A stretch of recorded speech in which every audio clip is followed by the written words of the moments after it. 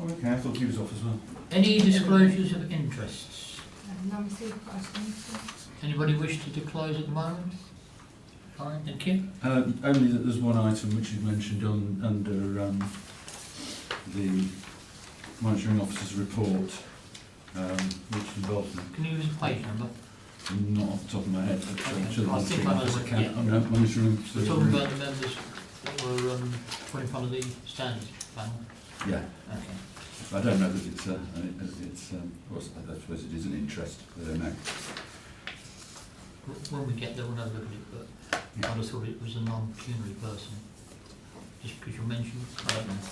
I can take advice. I'm not mentioned personally. No, we don't know. Well, now he's raised it. We didn't. We didn't. At least I Well, it did. was in the public domain. Yes, it was.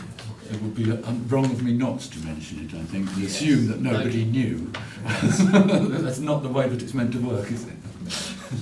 No. Questions by members of the public? None received, Chairman. Thank you.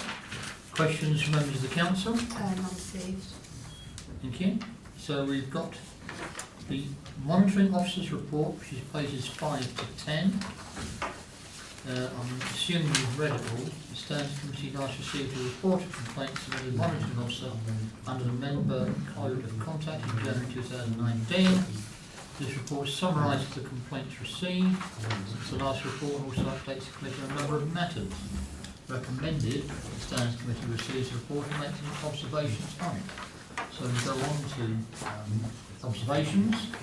So we can either take it as we go, or I can do it page by page, whichever you wish.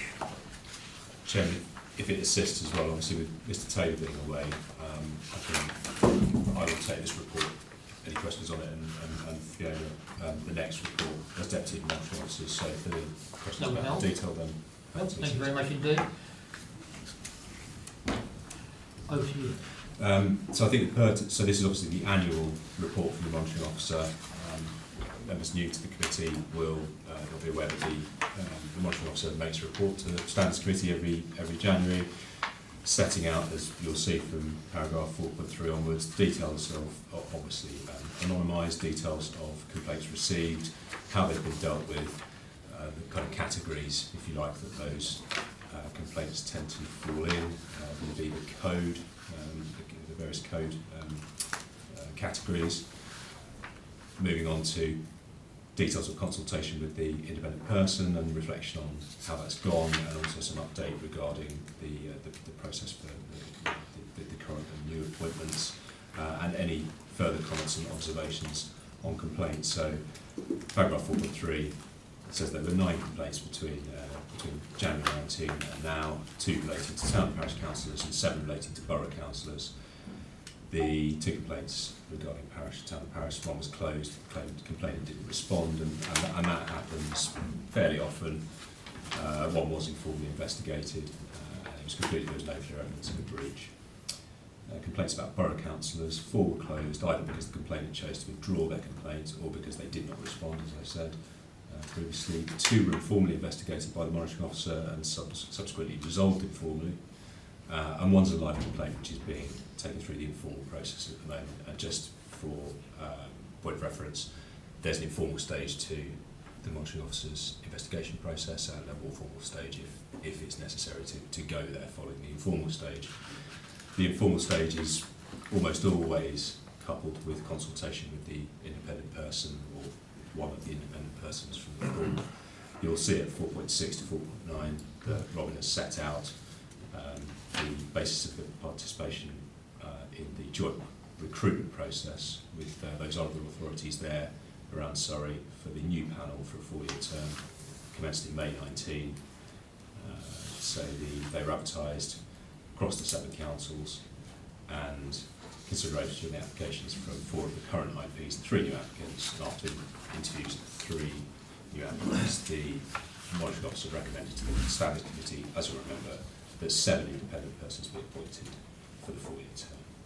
And as Robin says, he's required to formally consult and consider the view of the IPs before deciding whether to commence a formal investigation. And as he's reflected on, he has done that at various stages in respect to those complaints that I've highlighted. And then moving on, just further comments and observations about... Excuse me, I can ask about Sorry. the ongoing complaint in section 4.5. Yes, Will that be reported again then next year, as it's only halfway through? it would be. Yes, it would be picked up in the statistics then, Councillor Adams. Okay. Just, the further comments and observations, the general pattern of how those relate to the code, alleged breaches of the first general obligation in the code, namely to treat others with respect, continue to be the most common feature in complaints made to the monitoring officer. There have been a greater number of complaints closed prior to informal investigation, either at the request of the complainant or because they chose not to respond, as I've said, and as is indicated by the statistics, where matters were investigated, it was possible to deal with the majority of complaints informally, whether there was a mutual satisfactory resolution that could be agreed between the parties. That's often how informal resolution is reached. And then point 4 is the point that Councillor Hyman addressed earlier, where that matter's resolved and the training is now taking place, been completed. And then just a general comment, which I think is a fairly common pattern from year to year, is that about things written by elected members in emails or posted online continue to feature heavily in complaints. Electronic communications can be created, widely transmitted, infinitely shared with the audience, and I think it's a useful reminder, this report, to all members, not particularly the standing committee, but all members across the organisation and externally, town and parish councils, that emails are the easiest way, I think, to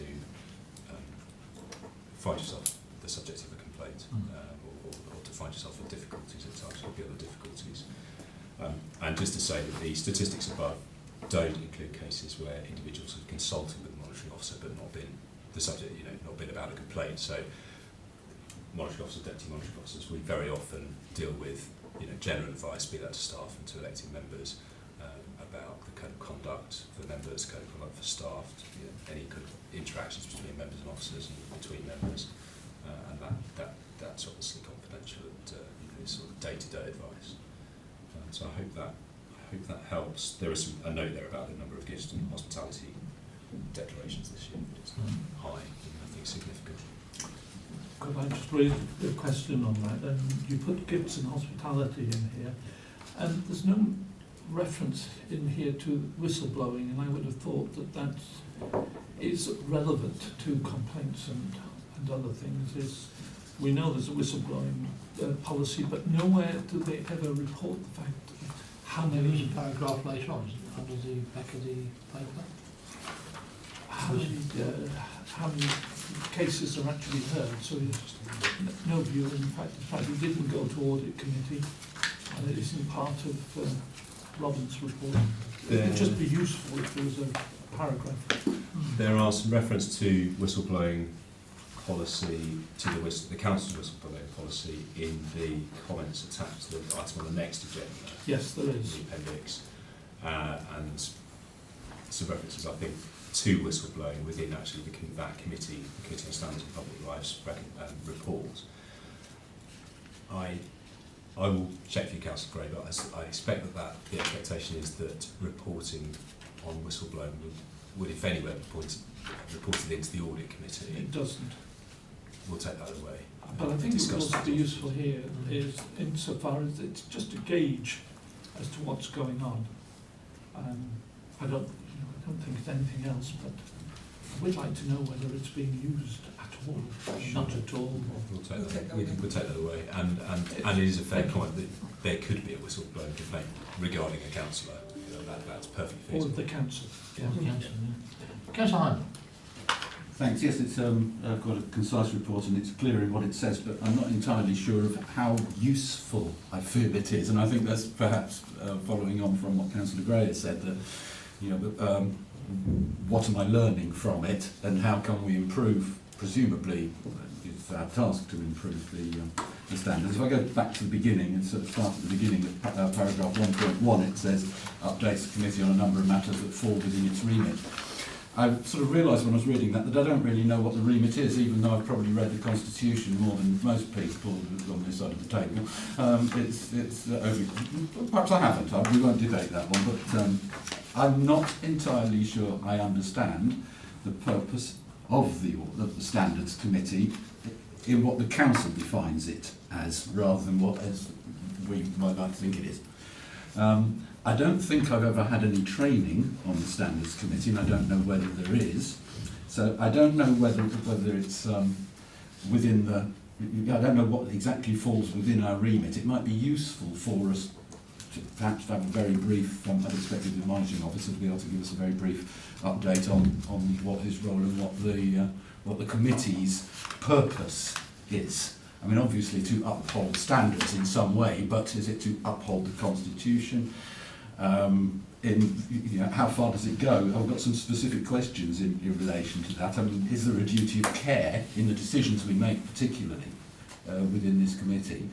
Are we under a duty of care? Is this set out somewhere as to what our role and remit is? So that's a sensible question, I think, to It's a ask. sensible question. I personally have not seen it in writing. Right. Perhaps the officers can... So, what's the status of the Constitution and the Code of Conduct in terms of standing? Is it ours to interpret, as we sit here? Can we as a group decide that we interpret it as meaning such and such? Or is there something that requires us to specifically abide by specific rules that I don't know at the moment, or maybe written down somewhere, but probably in the Constitution? Yeah, if you can cover that, because I've got a number of comments on this and I want to try and whip through them fairly quickly. Okay, do we have answers to that, or...? Yeah, I can pick that up. I mean, Article 9 of the Constitution is really where the functions of the Standards Committee and its structure lie. Also, paragraph 54 of the Constitution, which relates to the responsibilities of the functions of the Standards Committee as well as the other committees, they are highlighted. There are 4 of them: the promotion and maintenance of high standards of conduct within the Council, to advise the Council on the adoption or revision of its Code of Conduct, to monitor and advise the Council about the operation of its Code of Conduct in the light of best practice and changes in the law, which I think relates well to the next item on the agenda, and to monitor and review the Council's constitution. And of course, within the past year or more, we've had a number of amendments to the Code of Conduct come through, and to the Constitution, scheme of delegation and so on. As for the role of the MO, the Monitoring Officer, it's a statutory role. It's there to sort of imbibe good governance within the organisation, along with the other statutory functions of the Section 151 of the Chief Finance Officer. So very similarly, making sure that good governance is there on that statutory footing through its statutory position within the Council. Whether you owe a duty of care, I think as a committee, you owe duties under the Constitution to make sure that those functions and those documents that come through this committee are well scrutinised, well debated, and that they are fit for purpose, and that they give the authority the good governance framework that it needs in order to operate lawfully. Okay, just answer. That's great, excellent. In terms of how tied are we to the Constitution then? Because obviously the Constitution has lots of words that say things, but some of us might think that at certain times things aren't actually, the Constitution isn't followed necessarily.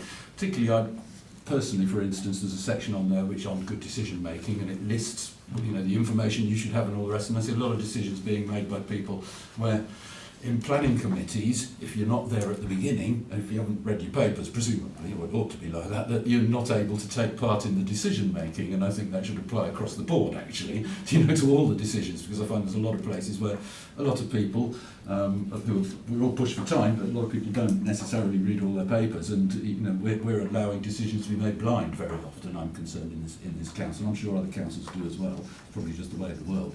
But do we have specific rules? So, hypothetically, if we make a decision and someone is unhappy with that decision, whether it's a new member or whatever, and they consider that it's not made in accordance with the Constitution, i.e. we make a decision and someone says, yeah, but you didn't read your papers, or you didn't know what you were on about when you were doing that, and the Constitution requires that you do, or if there's something procedural specifically in the Constitution that, that we haven't done, if we've made that decision unconstitutionally, does it stand or not?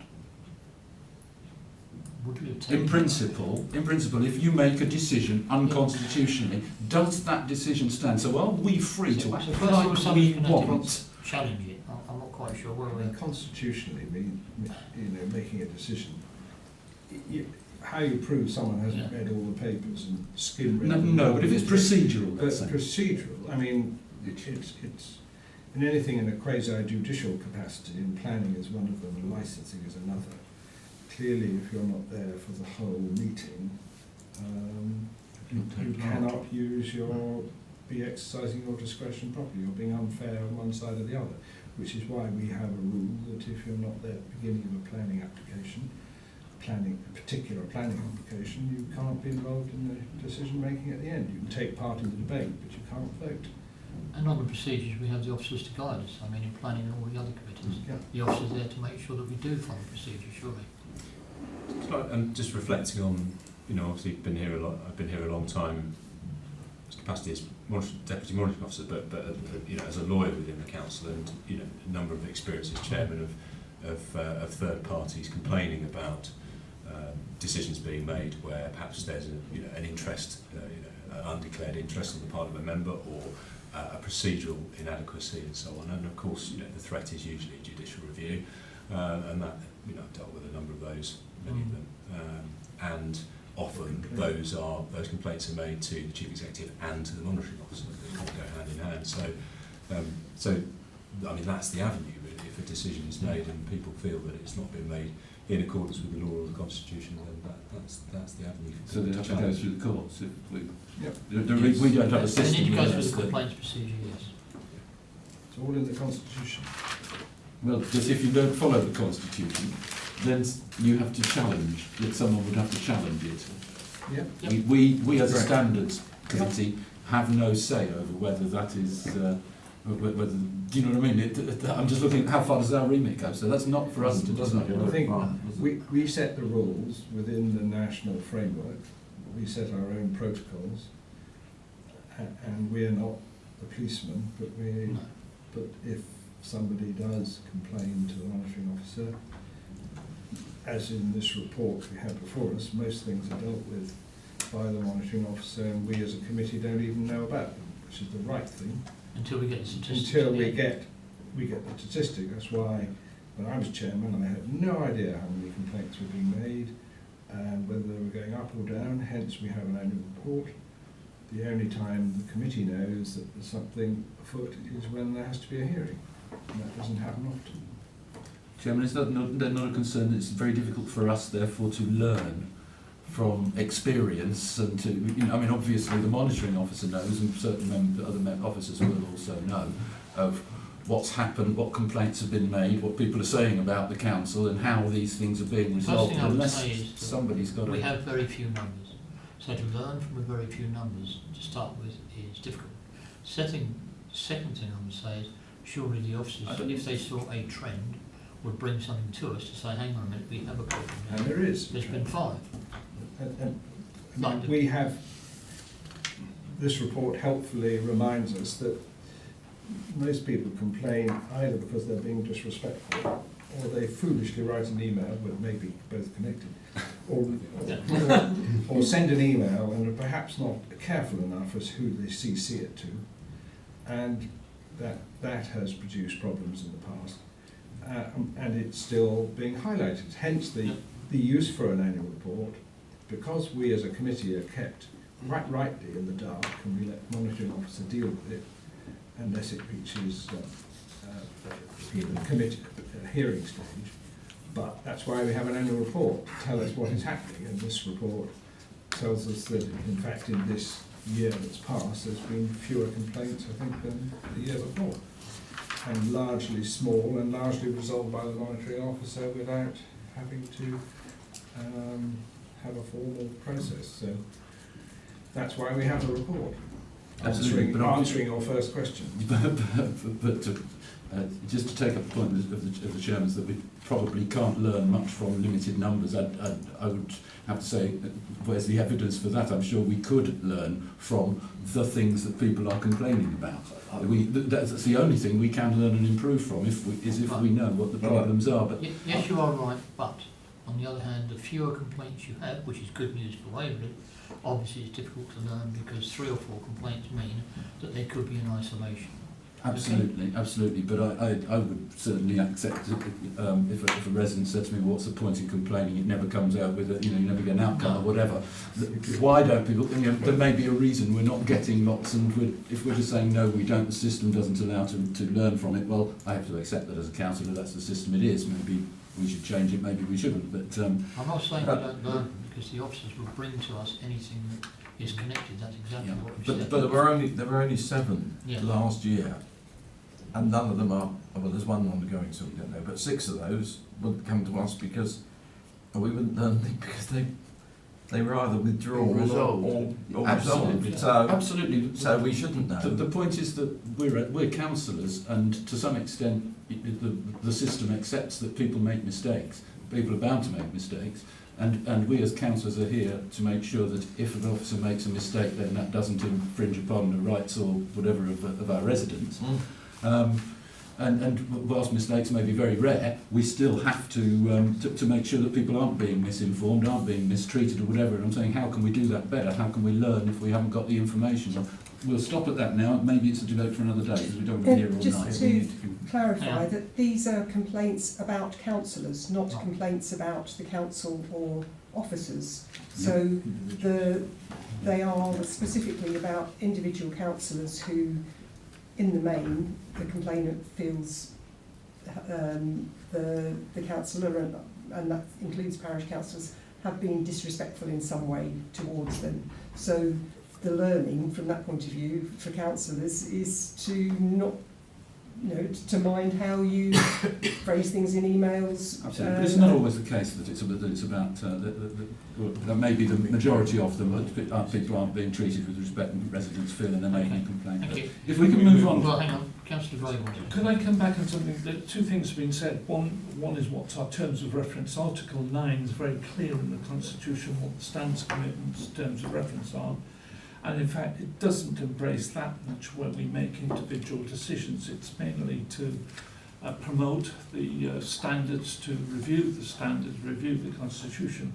I certainly have had training on the Constitution and standards, and I had an update on constitutional standings recently following the May election. I don't think I've ever been on a standards committee training. But I think that if you look at the terms of reference, then basically code of conduct, constitution, etc., follows the vast majority of that. And so I'll just show Councillor Hyman I did overlook slightly and saw that. I can read that at home. Councillor Goodrich. Yeah, I mean, one of our roles is to ensure that we don't have complaints, and of course training is therefore important. And I see in paragraph 413 that we've trained all the towns in Cranley. Are there any plans to train, or have we offered training to the other parishes? We haven't offered it. It's quite difficult with there being so many. And before the elections and immediately after, I did speak with a number of parish clerks and suggested some of the clerks meet in clusters, and some of the parishes I think meet in clusters periodically and invite their county councillors along. So we're not really in a position sort of from the monitoring officer team to be able to go out to sort of another 16, 17 individual councils, but we were happy to try and do something on a block basis. And they also do get some training through the SALC, the Surrey and Sussex Association of Local Councils, so we don't want to end up duplicating what they're receiving through their own sort of parish council channels as well. It occurred to me that if there is just 1 minute, sorry. Just to add to what Fiona said, in the past we have run council reduction in the council chamber here, and we have had a mix of borough councillors, old and new, and town and parish councillors and clerks as well. So it's, I think as Fiona said, it's very difficult to go out and run those sessions for every single individual. But we always, the offer is always there, and I'm sure Robin would say he'd be happy to. Maybe something like put into their annual meeting, just to ask them if they'd like to receive the training, and if so, how many would come, and make an offer, and then see how many Well, would come I've back. certainly been there in the past when there's been parish councils, because it is open to. I think it's important to give the training if a particular parish council starts producing complaints Yes. against certain parish councillors of a certain parish, then you start thinking You that talk- might be a parish that we should perhaps Program. concentrate on a bit of training. We know that That's there are code only of two conduct in the training. year. Code of conduct and general behaviour and the codes of conduct that they have to abide by, and officer training to an extent, because parish clerks are officers too, so how you treat your parish clerk and so on. Responsibility for behaviour. Yeah, there, can I Councillor say, Pickford. I mean, there are some things that are very specific to parishes, and SALC have, well, certainly for my parish council, we've had a training for people. One of the main reasons for the training is so that councillors can be respectful to their parish clerk, because it's quite slightly different to the way that officers behave and other things associated with it. But I think that that's perhaps something we should bear in mind when we move to the next item on the agenda, because there's one or two things coming in there that we might want to have a look at in relationship to parishes. That is covered later on in the agenda. Councillor Hyman, did you want? 4.1, talking about whether we do make mistakes or not. 4.1 says that the last revision of the Code of Conduct was January 2019. Should that say March? I think that's one for Fiona. I think it was later in the year. January discussed the changes, which were Yes. those there, Yes. and a load more further on that was to do with co-opting, the rest of them were. And it was actually agreed in March, Yeah. after the March 12th, I think it was, meeting, and then at March Council. Yes. Okay, so if we just correct that. But, Okay.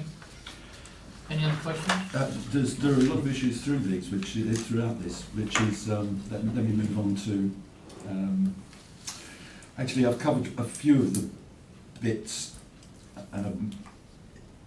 in that I'm satisfied that they aren't necessarily within our remit, and if people are concerned they have to go through the courts instead, and it's not up for us to decide. So. Chairman, this is a report, Yeah. historic report of fact, and the facts are the facts.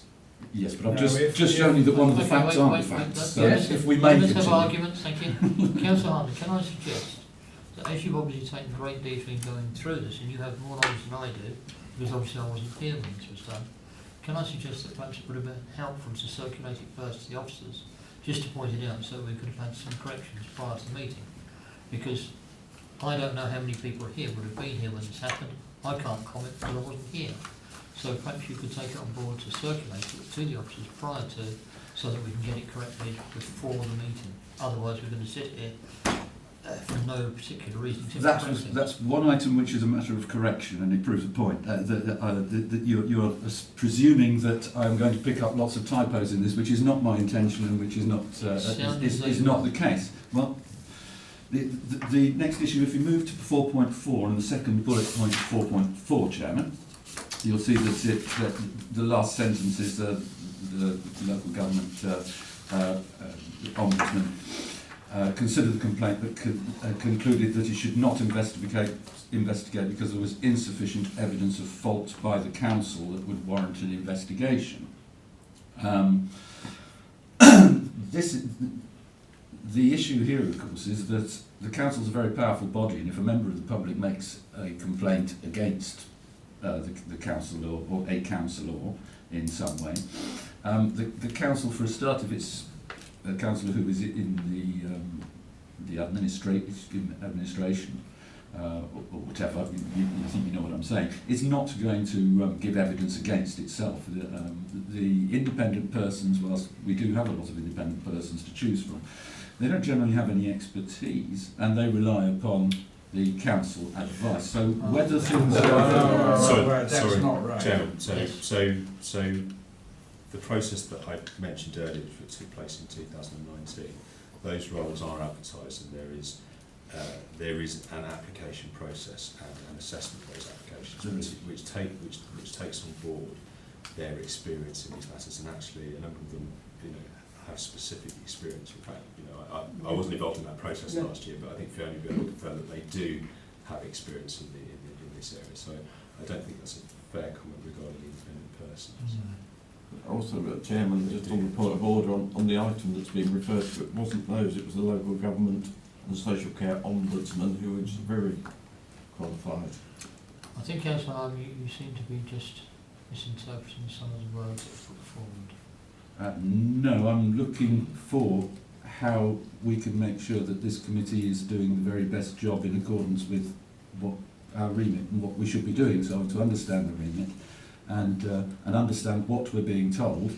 And I look at what it says in the papers we're doing, and I'm wondering, raising the issues where perhaps we can improve matters from experience. And I'm quite happy to go through the experience. I don't intend to go through, you know, the past history of this council or any other councils, but just the issues as they come up in the papers that are put in front of me. No, we can do this behind behind closed doors in smoke-filled rooms or whatever, and discuss everything, and then just come here and say nothing and just bosh everything through. But that's not what the residents that I represent want us to do. That is what I was talking about. And what I'm suggesting is a number of matters that you're raising could have been circulated beforehand, and then we discuss it here. Fine, if that's the purpose. However, we could stop a lot of debate here if the officers had been aware and either agreed or disagreed, and either kept the report or altered it to show those alterations. With greatest respect, Chairman, the main issue that's coming up next is one which I have raised and have raised out of the committee and have tried to do and got nowhere with that. And so I hope that you'll appreciate when when we get that far that I'm trying to do the best with the system that it is at the moment, and where things can't be resolved outside of the committee, then I think we've got the right to raise them here and should do. I think we have a responsibility for I it. agree. I'm just asking that those you hadn't raised, which you hadn't beforehand, not the ones you've been through now, I think you could have circulated prior to get your answers before the meeting. That's all I'm suggesting. Anyway, what are your other... You're assuming that I don't work and I haven't got 4 R&S committees to go to. Under 4.8, there's 7 persons on the chosen, and are we able to review it now? I understand that with the government, later on in the document, we are being told that we might change to reviewing our independent persons every 2 years as opposed to 4. I think that's what's being a recommendation later. That's a recommendation that would need to go through legislation, or either primary or secondary legislation. It's a recommendation of the Committee for Standards in Public Life. Our independent persons have been appointed for a 4-year period. The law is a 4-year term, is it not? We can't review it. That's what I'm asking. Does the law allow us to review? We have adopted them for 4-year terms. Are we allowed to review? At the moment, the law doesn't put any time limit on it. What the committee is recommending that it should be a 2-year fixed term, renewable once for 2 years. At the moment, there is no. I think it's silent on the term for which it just says that you have to have independent persons appointed. Yes. So we have just appointed a panel of 7. The 7 councils have collectively appointed a panel of 7. They're all available to any of those councils, and they have been appointed for a 4-year period. So any change in the law, if that came into effect sort of immediately, we would have to review the appointments. If it was at the conclusion of the current terms, then we would have to take steps to try and stagger the sort of the retirement of those members. So basically, because we've agreed, I think what you're saying is because we have appointed people for a 4-year term, we should stick to that, even though we're allowed to, which I would agree with generally. There are other ways to do things. Okay, that's... Yeah, I would agree too. I think it's just making work. Change it to 2 years. So particularly we're not actually using. Well, we're going to debate that later because that's on the 6th. We're not using them anyway, but okay.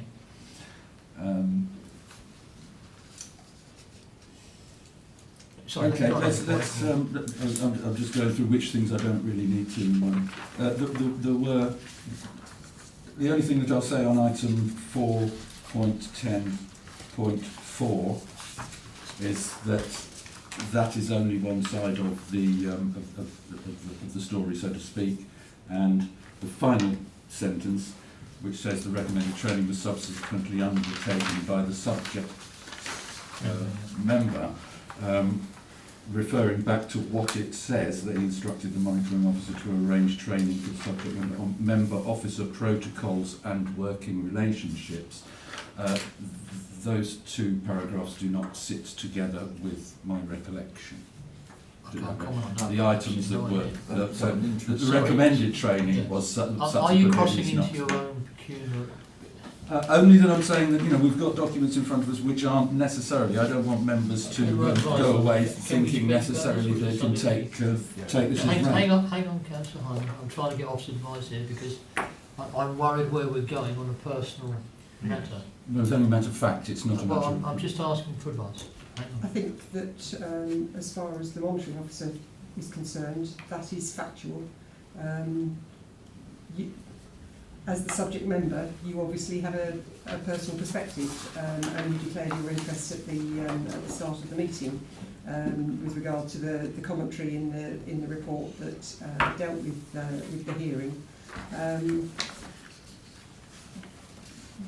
It's the monitoring officer's report, so this is his perspective in terms of the findings and the decision of the panel and the training that was arranged, and that was arranged with Hoey Ainscow, and as far as we are aware, we've had feedback from them that they attended the appropriate time and place, as did you.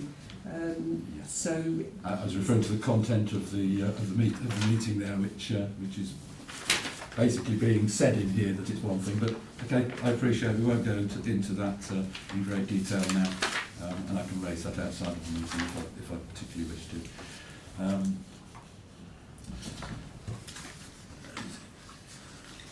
That's all for this for that item that I wish to raise at this time. Thank you very much indeed, Chairman. Thank you. Is anybody else any questions? Officers, anything you wish to raise on that? Just one thing on the Gibson Hospitality, and it makes note £25. It's not a big issue, but I seem to remember at committee a couple of years ago it was raised to 50, but There is mention of that later on in the document, isn't there? okay, it certainly was. It was raised to 50. I remember. This was picked up by audit committee. It's 50 for members, it's 25 for staff. Ah, right. And the anomaly was actually commented on. Yeah. Right, just Sorry, is that correct? I've got the code in front of me. it's certainly what is 50. I recall, Councillor Knowles is right, it has been debated a number of times over the past few years. It's noted that the gifts come to the staff, not members. Funded with disgust. We'll check and we can reflect that security in the mix. Right, so are we happy with that report now? Thank you. Noted. Yes, noted. Thank you. Thank you very much. Back to the office again for the next one. right, so the next report is just a review of the Committee on Standards and Public Life report on local government ethical standards. The local government standards regime changed very significantly in 2012 with the implementation of the requirements of the Localism Act from 2011, with decentralisation of the regime. Councils required to adopt a local code of conduct and arrangements for dealing with complaints under that code. The Committee on Standards in Public Life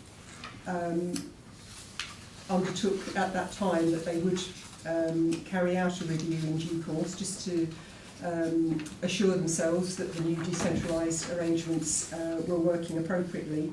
They carried out that review in 2008 with quite extensive evidence gathering. They had a public consultation, meetings with stakeholders, they held roundtable seminars with monitoring officers, parish clerks and independent persons, and they visited a number of local authorities, and then they also backed that up with desktop research reviewing codes of conduct and council's arrangements for dealing with allegations. So the headline findings that are summarised in the executive summary that you have in your report, vast majority of councillors and officers want to maintain high standards of conduct in their own authority. A minority of councillors engage in bullying or harassment or other highly disruptive behaviour. Small number of parish councils give rise to a disproportionate number of complaints about poor behaviour, but overall the benefits of devolved arrangements should be retained, but more robust safeguards are needed to strengthen a locally determined system. So their recommendations are in two parts. There are recommendations to largely government or specific organisations where there are changes to primary or secondary legislation or other codes required in order to put into effect the recommendations. And then there's a series of best practice recommendations which can be implemented by local authorities and which the committee describe as a benchmark of good practice, good ethical practice. So the headline recommendation which would need to be put into legislation is to give local authorities the power to suspend a councillor without allowances for up to 6 months, and that reflects a common criticism of the current regime, that it has no teeth, ultimately. Absolutely.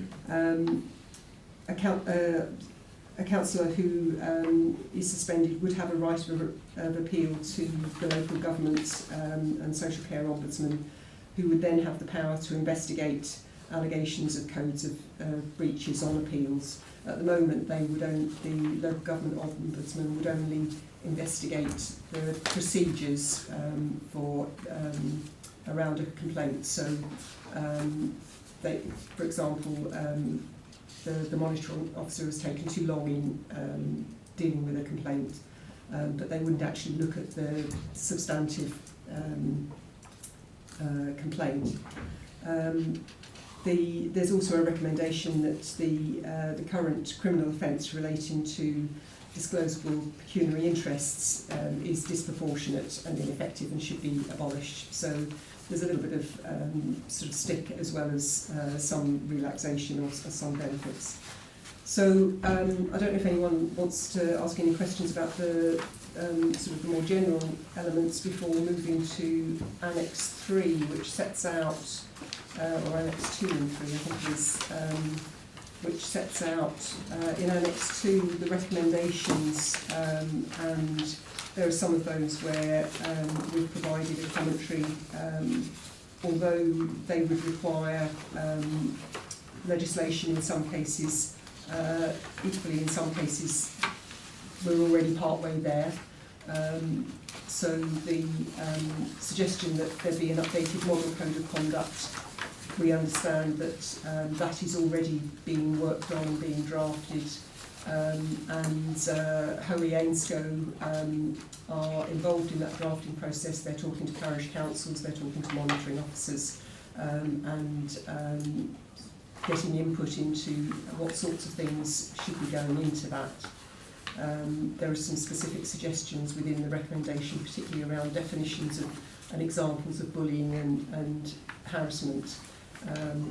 So whilst those are in the report, I think it probably very sensible for us to try and preempt what might come out in the model code of conduct, to try and come up with our own definitions and examples to start amending our code of conduct in advance of the model. So we'll await that to come out. In terms of non-disclosure of home address for candidates, there's already been a bit of movement on that in terms of letters from the Minister ahead of the elections this year that candidates didn't have to disclose their home address on the ballot papers, and separately the Minister wrote to monitoring officers suggesting that they look sympathetically on any requests from councillors to not include their home address on the published register of interests. So things are moving ahead of the legislation a little bit in that respect. There are some other areas where we already meet some or all of the requirements that the committee is suggesting be brought into effect. One in particular around non-pecuniary interests, and where a member of the public with knowledge of the relevant facts would reasonably regard the interest as being so significant that it's likely to prejudice consideration, then a member should withdraw. And that's actually in relation to planning, one of the most frequent areas where we're asked for advice, and probably the area in which members are most likely to find themselves in a position to have to withdraw from a planning committee. It's not because they have a disclosable pecuniary interest, but because of the perception of them having what is in effect the old prejudicial interest. And I think there will be that terminology possibly coming back in again as the easiest way to describe what the interest is. Our code of conduct for councillors already includes that provision. Some of the parish councils have already adopted that.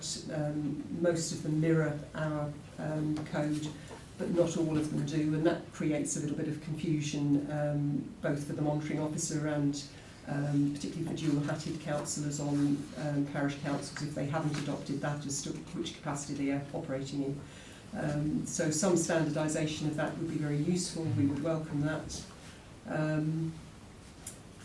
Councillor Hyman mentioned the fixed-term appointment for independent persons. I think that's probably the only one of the recommendations that does cause a little bit of concern, just because they are actually very specialist roles. I was surprised when I saw the CVs of the applicants that we had last year, that a lot of them have experience in employment tribunals and carrying out sort of investigatory work in human resources and the like, that they are actually bringing a great deal of personal experience.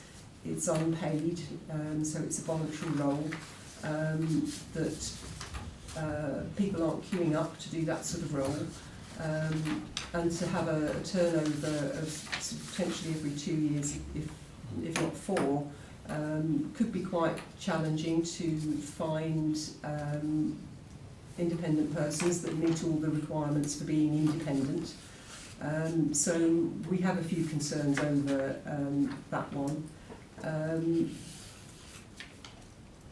Does it reach makes sense to share.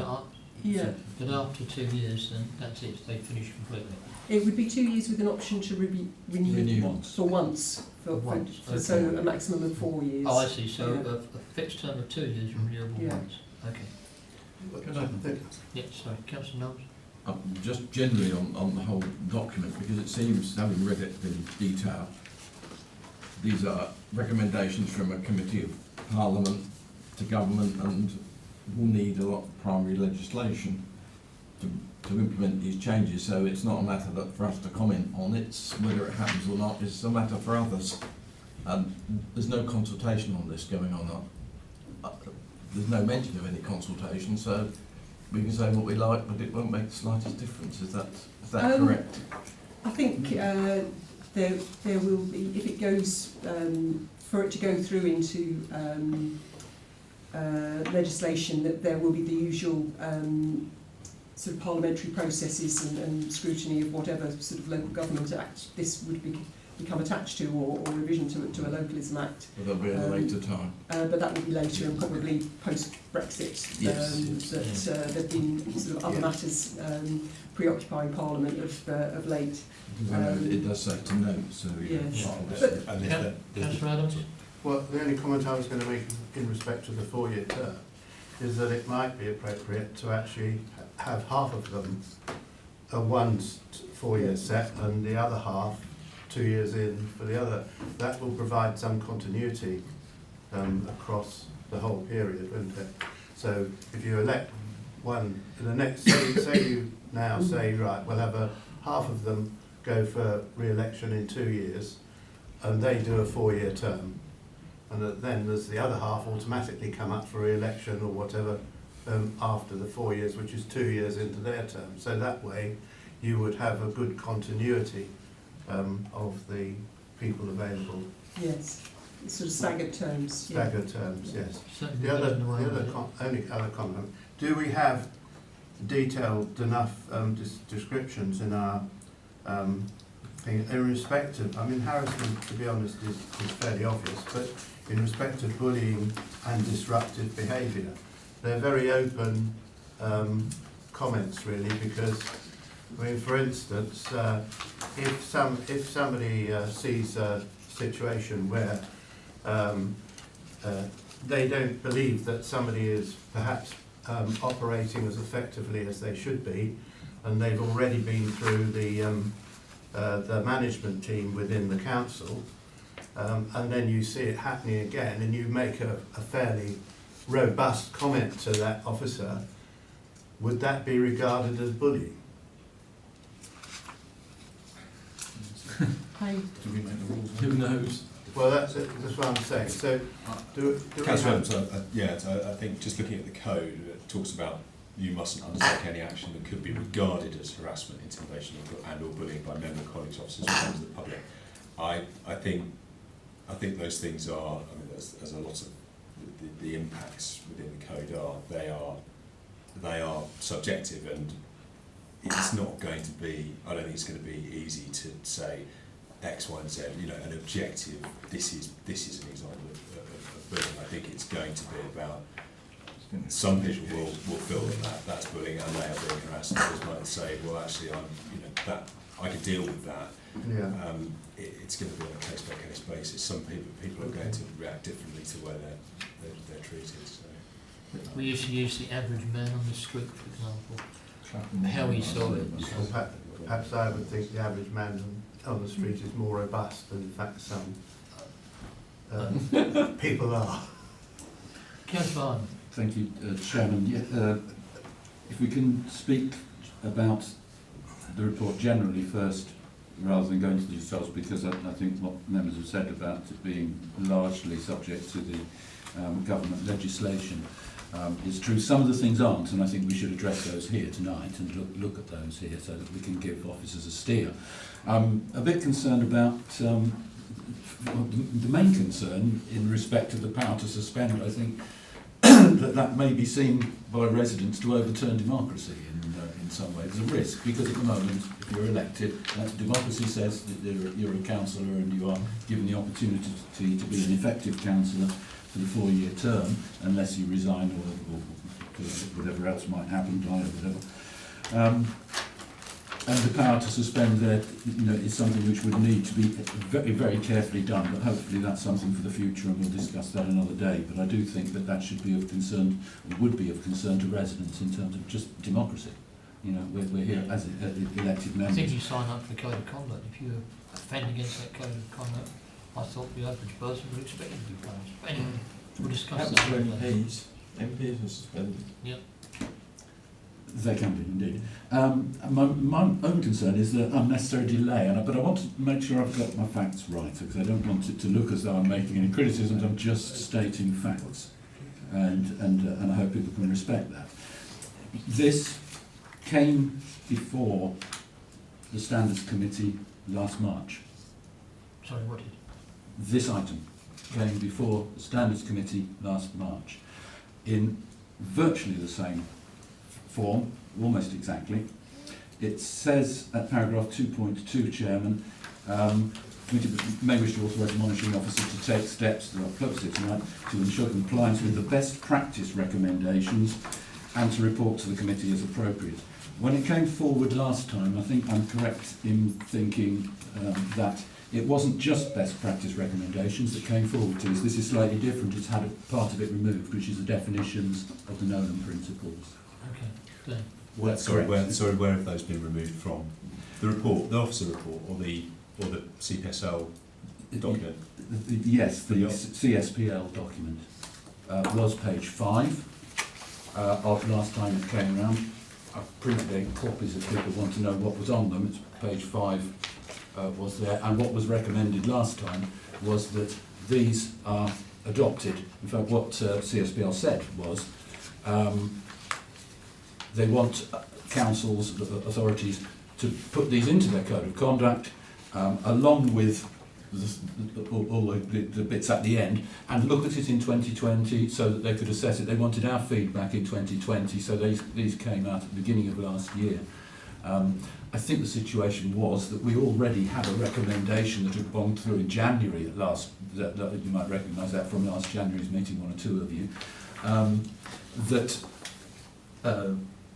expanded on the definitions of the Nolan principles. And when this came out in the document, either nobody noticed that it wasn't actually the same as what the committee was looking at then, or they decided that, well, we're changing them and we're not going to change them twice in the space of one meeting. Something like that. Can I just, sorry, Councillor Hyman, Chairman, can I just address the sort of the delay point? It did come before the committee last year, the report. I think the question then, as it was amongst all monitoring officers around the county and probably around the country, was what does the government now intend to do with this report? And if we remember back to last year, we may still be in that position now, but there was quite a degree of other things happening, and I think it's widely accepted that it would be a wait and see what the government does in response to the report from the committee. I think Robin, myself, Fiona, our view, and actually that's a view shared by some monitoring officers elsewhere in the county, is probably better to not wait for the government to do things, but there is stuff within the committee's report which local authorities can action now off their own back. So if there's a suggestion of delay on officers' part or on a monitoring officer's part in doing something in relation to the committee's report, that's not the case. It was very much a case of what is the government going to do about it, and it was apparent that they had other business to deal with. No, Chairman, I'm not saying there's a deliberate delay in it. I'm saying that there has already been a delay from what was recommended, and although I perhaps don't understand yet because we haven't got onto it, that it would have repercussions for us if we were to continue to delay the putting in place the new definition of the 7 principles of public life which was recommended, because others are putting it in place, and it will effectively end up with us having double standards. We'll be trying to work 2 different systems at the same time in this council, and that's something I think we need to sort out today, because otherwise it will happen before our next standards meeting that we'll have double standards. So that's why I brought it forward, and this is an issue I brought up with you last summer, Chairman, if you recall. So, and now I've got it in front of me, and I found that actually no, it hasn't. Somebody's missed the point here, and we just need to correct it. It shouldn't be difficult. May I hand these out, because this is the definition which you can look at against what we've got from last night. Although I accept what Councillor Harman is saying, but surely we've now got to go with the most recent thing that's come out. Otherwise, we are going to go. It's not in our papers. This is the most recent thing that's come out. Well, no, the one that's on the agenda papers has got a date of 2020. Now you're saying that one was out a year ago, so why is it different? Sorry? You're saying it's different. You're saying that is page 15 of our report, is the Local Government Ethical Standards Report, says January 2019 at the bottom of some page. But this one says 25 is 2020. Well, it should be included. This is So, sorry, what page did you... Page 25. 25 and 26. This that's in their papers, that says 2020 on it. Best practice. Page 25 of our committee papers. Yes. Not here. List of best practice. We intend to review the implementation of our best practice in 2020. Yes, they wanted us to put this in place last year. That's what you're... this year. Is what, well, let's see what you're going to give out, because if it hasn't got that in, it's not the latest edition. And we must, I think, work If you with look, the the officers have given us a selection of pages. We've got the Right, front page and page 18. Let's not have a argument between ourselves. I'm happy to Can you clarify. clarify? Yeah, just talking to Fiona, we didn't include the Nolan principles, weren't included from the committee's report, weren't included. This time, but they were last time. Yep. In order to cut down on the number of pages, but also because the Nolan principles are referred to in. I don't know, just try and find what elsewhere in the report from what Fiona was saying. no, they're already in the But code of conduct. they're in the code. We put them in the code. We're not proposing at this time to change the code. The 7 headline principles remain as they are. It wasn't a deliberate attempt to hide anything from you. I included the executive summary and the recommendations from the CSPL report. It's quite a long report.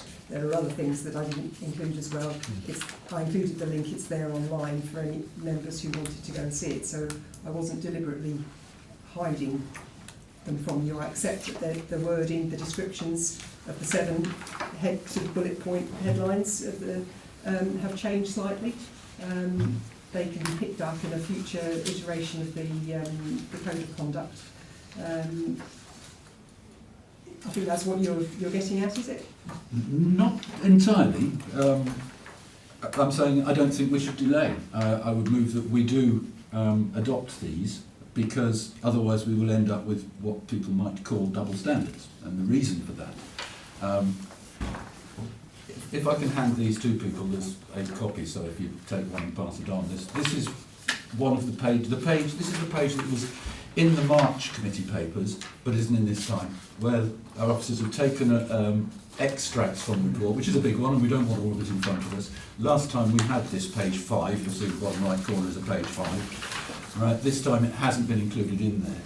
This was available last time, but when the council decided to, the Standards Committee last March decided to agree the new version that had already been produced, was in the papers alongside it, yet the committee, unaware that it was different, perhaps, should have read it, didn't adopt the new one, adopted the old one. So what I'm saying is we should actually work to the improved version, and there's a very good reason for working to that improved version, and that is because when people join this council, like somebody from Milford might do shortly, and if they are lucky enough to become a member of a planning committee, which they might, as a chance, then they are asked to sign up to the Planning Advisory Service and Local Government Association Probity in Planning document. And we have to sign that we've read it and that we're going to be good guys and all the rest in planning. That's our planning training.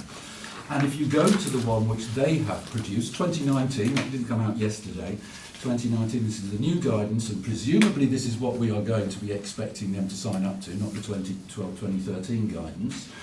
And if you go to page 5 of that one, sorry, page 7 of that one, you will see that what they are signing up to is the new, improved version. So either we're going to have them signing to our Code of Conduct with the old-fashioned ones, which aren't very good, fairly restricted, less restrictive, let's say, or we're going to have them sign up to the new ones which are in the planning thing. But we can't have them signing up to 2 different definitions of them, really. So what I'm saying is, please can we just be sensible and put through what should have been done last year, which is the new principles, 7 principles of public life, which people are going to have to sign up to anyway in the I think you made a point, Councillor Hyder.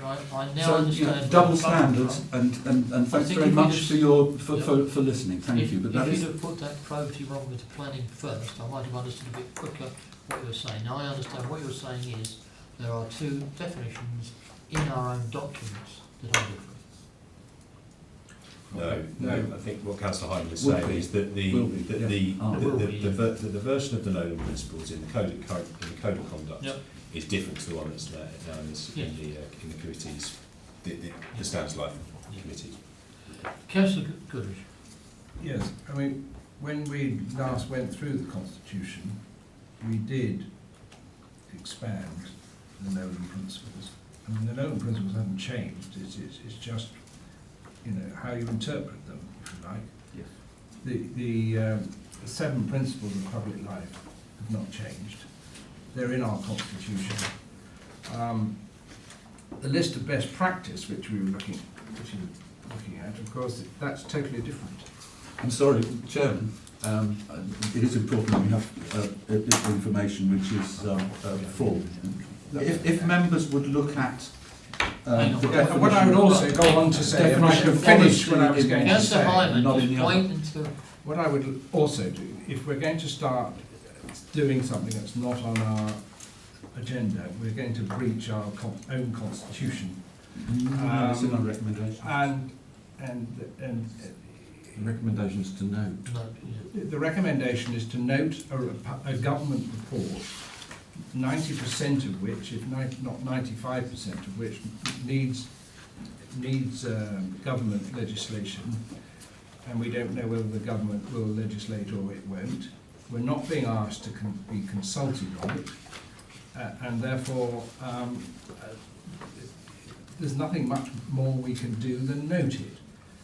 Now, if there's a separate matter that Councillor Hyman wishes this committee to do as a piece of work, there doesn't seem to be a consistency on the planning probity or something.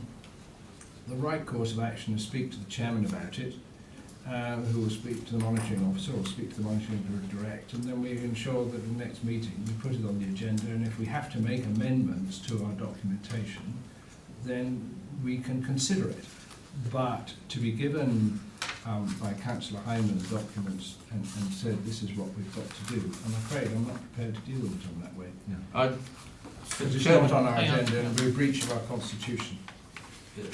Right, Councillor, make it brief, please, and just what is your point? Page 5.2 recommendation. It's recommended the Standards Committee receives the reports and makes any observations on it to the monitoring officer. So we are entitled to make observations on it. My concern, Chairman, and I don't think there's any reason why we should not be able to instruct the monitoring officer to include this in some way as the correct guidance to avoid problems. My concern is for you and the rest of us on this committee what it'll look like if we don't do this. Okay. Because, Chairman, if you would ask members to look at the definition of honesty in one of them, in both of them, Just and compare compare them. them. Just hang on 1 minute, please.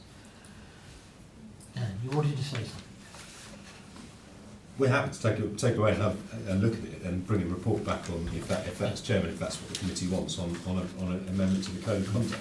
Absolutely no problem with that. I would just point out in relation to the 7 principles of public life. Firstly, the 7 headline principles, the single word principles, have not changed. And secondly, actually, they haven't changed since, as far as I can see, since 1995.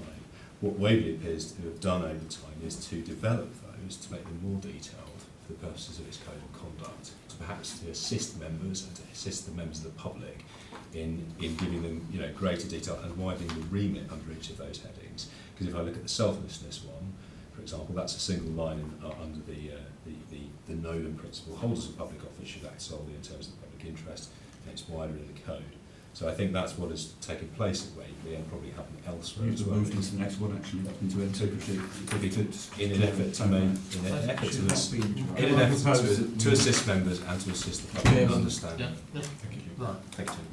My opinion is, for what it's worth, that we will now end this discussion on this. Yes. I agree with Councillor Goodrich, and that's why I'd like this May I vote on, point of to personal actually say, explanation hang on, without Councillor Hyman, Chairman? please, let me finish. So we actually note, but we recommend that we take this matter, because I can see the confusion, back to the monitoring officer, so that we understand what we're talking about before we come to the next meeting. Yeah. So when we come to that next meeting, hopefully it will all be ironed out between myself as chairman and Councillor Hyman, who is raising the matter to monitoring officers. Now, can we have agreement on that? Agreed. Thank you. So I'm not allowed a point of explanation, Chairman.